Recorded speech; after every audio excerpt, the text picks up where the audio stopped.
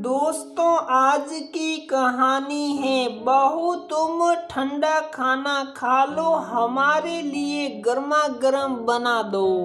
दोस्तों, कहानी शुरू करने से पहले अगर आपने हमारे चैनल को सब्सक्राइब नहीं किया है तो सब्सक्राइब कर लीजिए ताकि आपके पास पहुंचे हर नया वीडियो। अरे वाह, मेरी मन पसंद पालक के गर्मा गर्म पकोड़े बन रहे हैं, वो भी चटनी के साथ। मजा आ गया देखकर। खुशबू बाहर तक आ रही है, मुंह में पानी आ रहा है। जल्दी से ले आओ और साथ में चाय भी बना लेना। ऑफिस से लौटते ही अपनी पसंद के पकोड़े चटनी के साथ देखते ही शुभम सीधे रसोई में ही आ गया। उससे सब्र ही नहीं हो रहा था। अरे पहले हाथ मुंह धोकर फ्रेश तो हो जाइए, फिर आराम से खाना। कविता हंसते हुए बोली, कोई नहीं, हाथ बाद में धो लूंगा। शुभम पकोड़ों की प्लेट उठाते हुए बोला, नहीं, पहले हाथ धोकर आइए। कविता ने पकोड़ों की प्लेट शुभम के हाथ से ली और उसे कमरे में खींच कर ले जाने लगी। तभी सासू माँ बोली, अरे कविता, जाने देना, खाने दे उसे, बाद में धो लेगा हाथ। तू तो हमेशा उसके पीछे पड़ी रहती है। जब पकोड़े ठंडे हो जाएंगे तब खाएगा क्या वो नरम नरम पकोड़े। माँ की बात सुनकर शुभम बोला, माँ, कविता ठीक कह रही है, हाथ धोकर आता हूँ। वैसे भी कोरोना के बाद तो हमें सावधानी रखनी होगी, कहकर शुभम कमरे में चला गया। शुभम की बात सुनकर सासू माँ बड़बड़ाने लगी। थोड़ी देर बाद जब शुभम बाहर आया तो कविता पकोड़े और चाय ले आई। तभी सासू माँ बोली, कविता, ये पकोड़े तो ठंडे हो गए हैं, ये पकोड़े तुम खा लेना। शुभम, और मेरे लिए गरम पकोड़े बना लाओ। सासू माँ की बात सुनकर कविता की आंखों में नमी सी आ गई।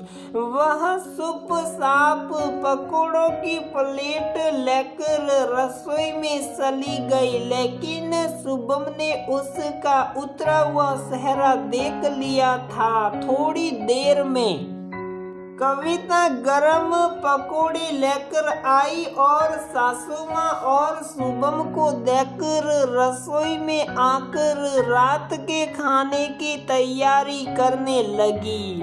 पकोड़े खाने का अब उसका मन नहीं था। जब मन ज्यादा भारी हो गया तो वह अपने कमरे में आ गई। थोड़ी देर बाद शुभम कमरे में आया और उसे डाइनिंग हॉल में लेकर आया। कविता का मूड तो खराब था, लेकिन वह शुभम को मना नहीं कर पाई क्योंकि शुभम और उसके बीच अच्छी समझ थी। दोनों एक दूसरे से बहुत प्यार करते थे।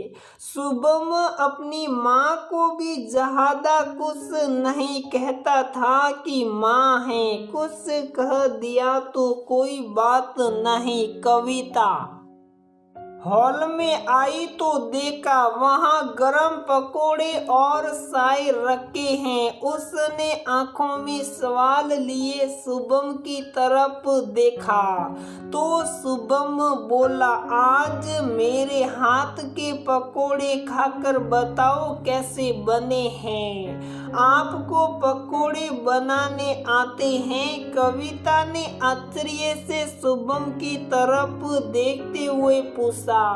हाँ, जरा खाकर बताओ कैसे बने हैं। और शुभम ने एक पकोड़ा उसके मुंह में रख दिया। क्या जोरू का गुलाम बना हुआ है?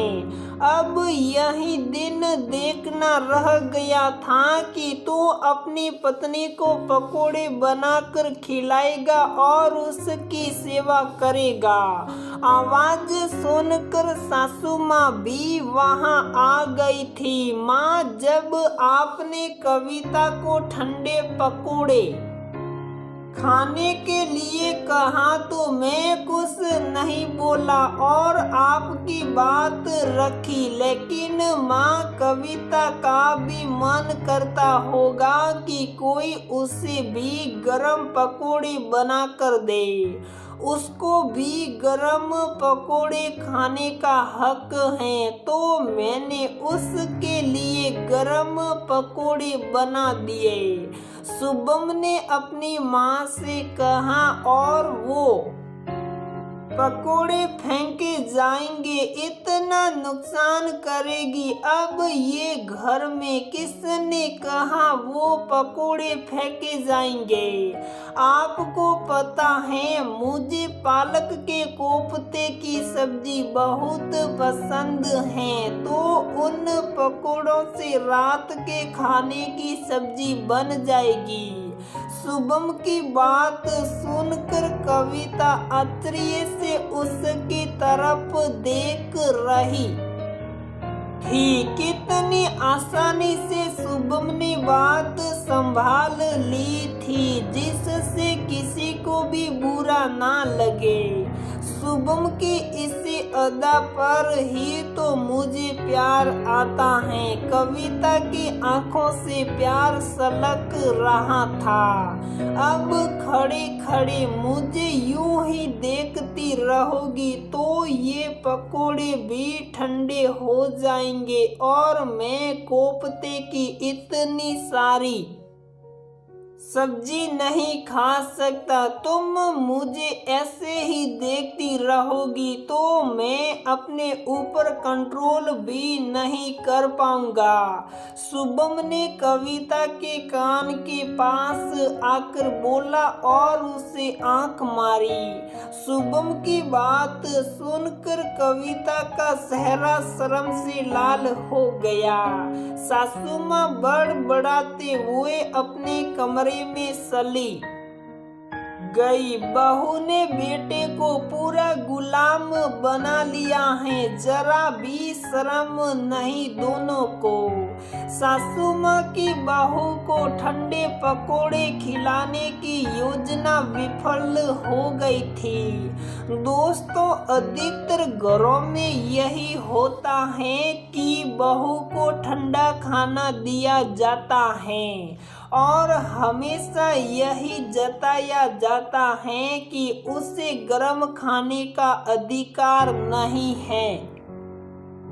तो दोस्तों, आप हमें कमेंट बॉक्स में बताइए कि बहू को ठंडा खाना खाना चाहिए या गर्म खाना खाना चाहिए। तो दोस्तों, हमारी ये कहानी यहीं पर समाप्त होती है।